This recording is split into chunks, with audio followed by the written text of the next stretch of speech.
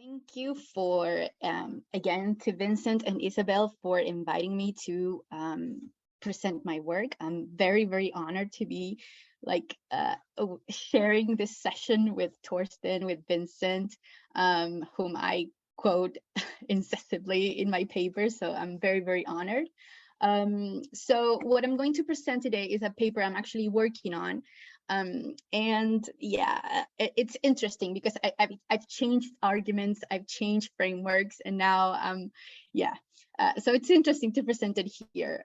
So I'm going to talk about the patterns of digital unionism during the pandemic in Chile, focusing on the use of Facebook in what's actually an essential industry during the pandemic. So what are the thoughts of this working papers? Again, trade unions are using more online platforms to communicate with members, to grow their membership, and actually using it as a form to revitalize.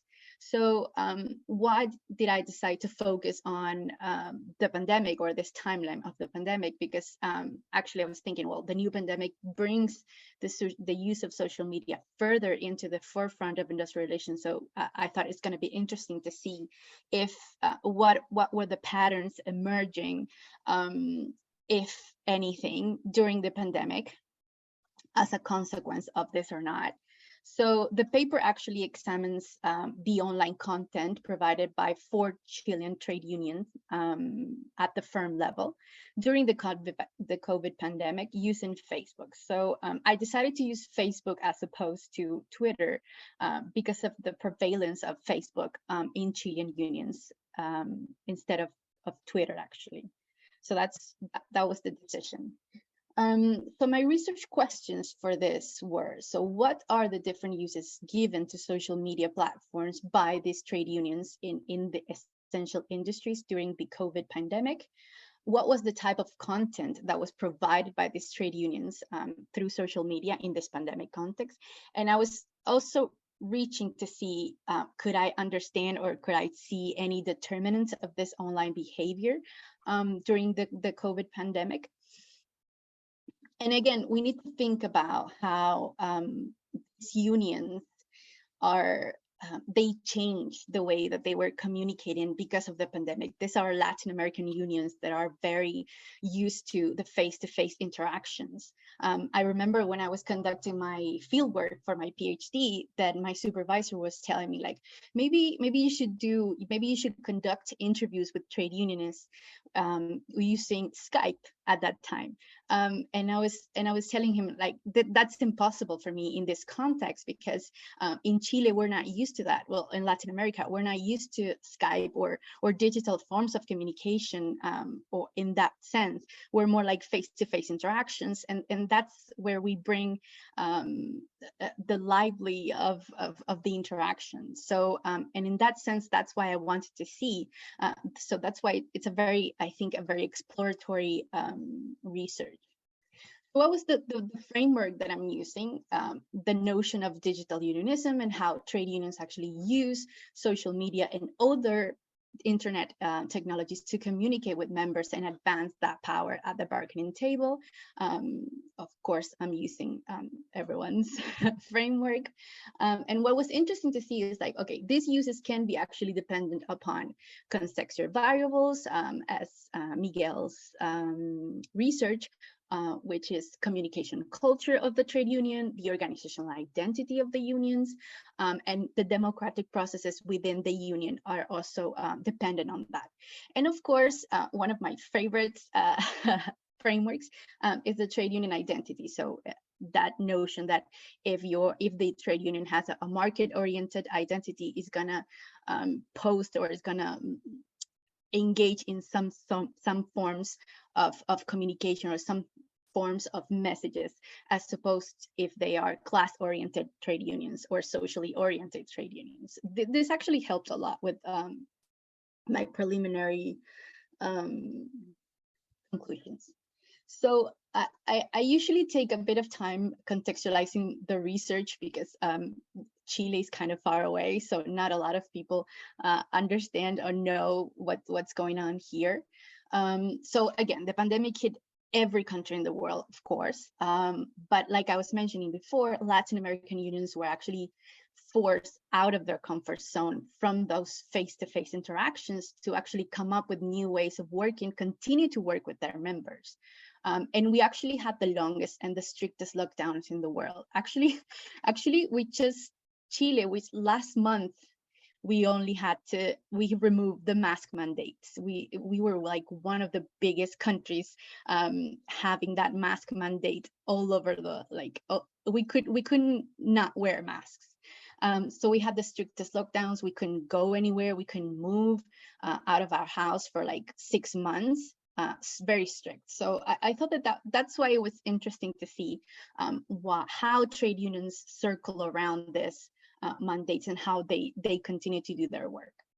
So they relied more on digital platforms, predominantly Facebook, to remain closer to their constituents.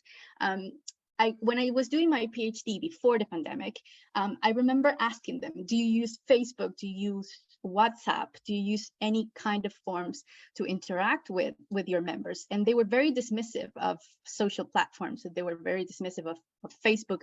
I wasn't even asking about Twitter. They were saying like, we don't use Facebook because this is like, it was almost like a joke. This is like for lazy trade union officers.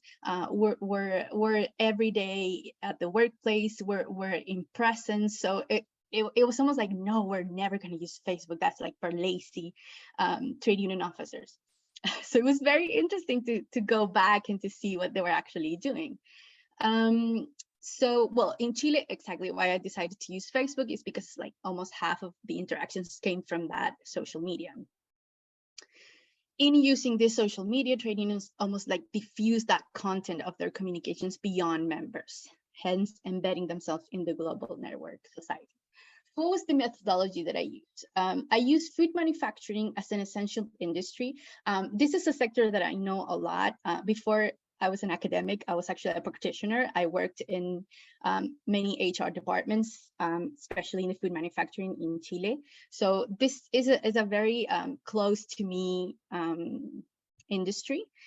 And it was actually considered essential during the pandemic. So they were allowed to continue to go into, like, for essential workers, for maybe the machines operators, they were allowed to continue to go to work.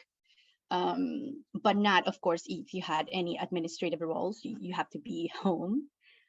So what did I do? How did I choose the trade unions? So Chile has this listing of companies that work in the food industry, which is called Chile Alimentos. There were 67 companies listed. Of these 67, only 20 had trade unions, which is, again, very logical. We don't have that much trade union membership. And then from these 20 companies, only 4 of them, I researched, and only 4 of them had an active Facebook account. This means that they were posting at least once in the last year. But all of them had very, very good posting strategy. So what was I doing? I used R. I coded using thematic analysis. I coded the data. I checked for the frequency. So this is a very exploratory, just to see what I was going to find. Yeah, I should have concealed the information about the companies, which I didn't. But anyways, so we have this very 4 companies, and yeah, the trade union affiliation rates are almost national average. These are large, all of them are large companies. Some of them are nationally owned, like PF and AgroSuper, and of course, C&T and Nestle are very international. So what did I find?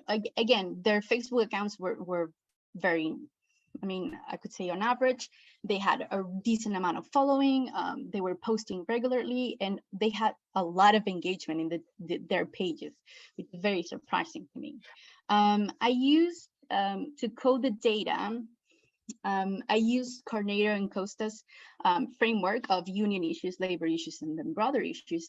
And then I used Houghton and Hodder's almost their framework, but as a way of like subcategorizing those themes within the broader themes. And then I also use some of my codes as well. For instance, the COVID-19, the COVID related issues, that's one of my frameworks because it didn't exist in the literature. So yeah, again, what did I found? Of course, there wasn't as much surprise. I mean, the 4 unions, the content was more about union issues. So they weren't sharing content about other the impact or like broader discussions of society in their content. They were actually just commenting the different union the stuff that there was just strictly to concerns of their union, their workplace union. So again, it was very, very significant, the messages that they were sharing on this union. But more than that, I wanted to see, okay, within these unions, what were the subtopics or what were the sub-themes that they were actually focusing on? And then again, I don't think it was a surprise, but the servicing and the benefits was the primary concern.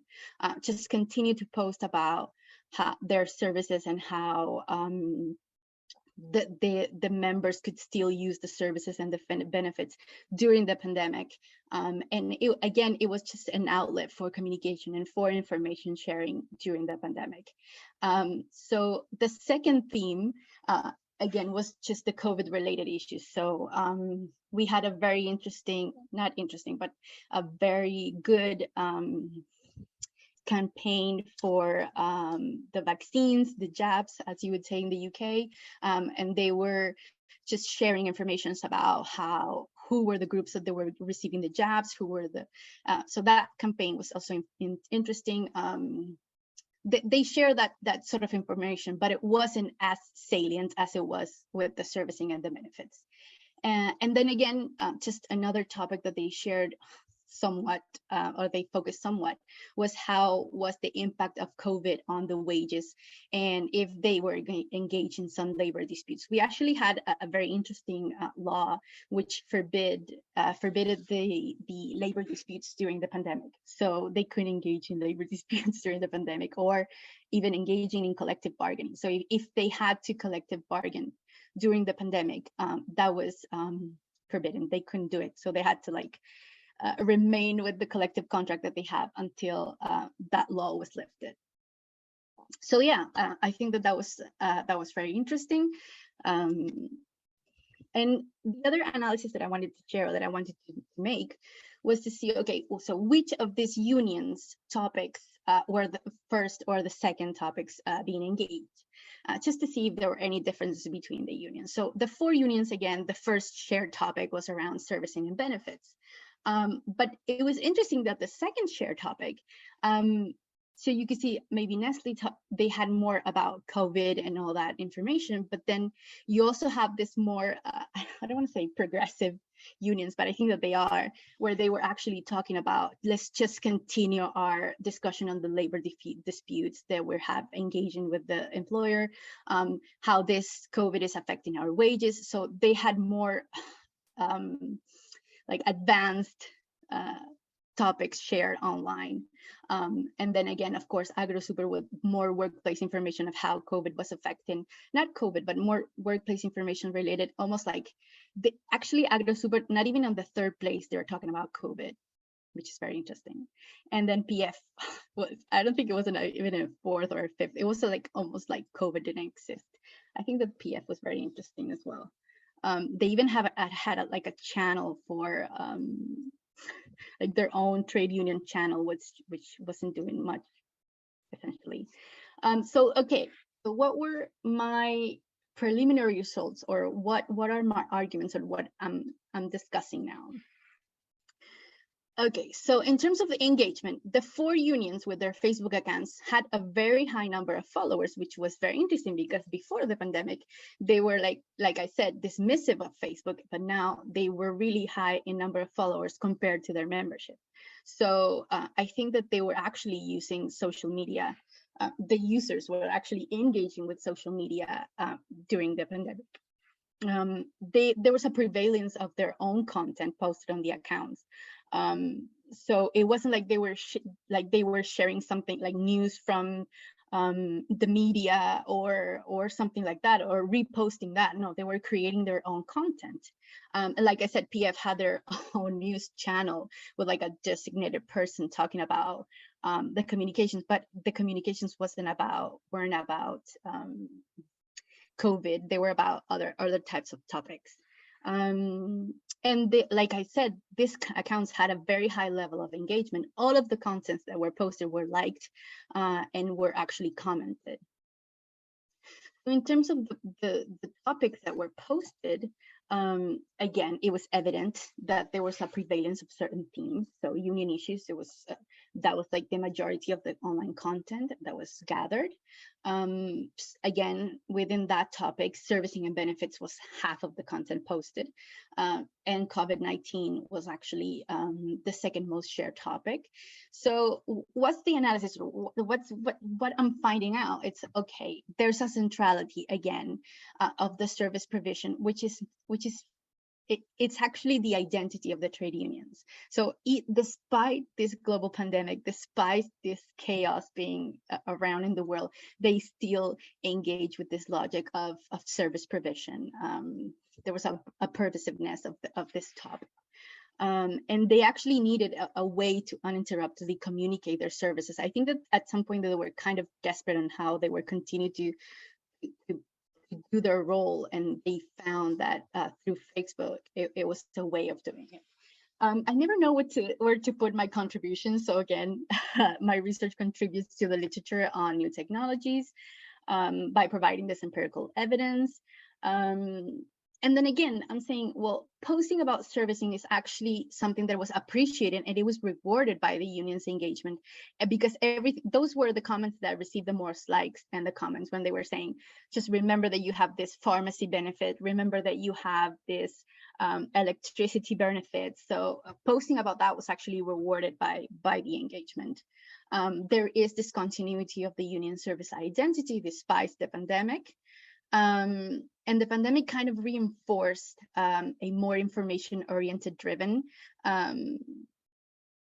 approach.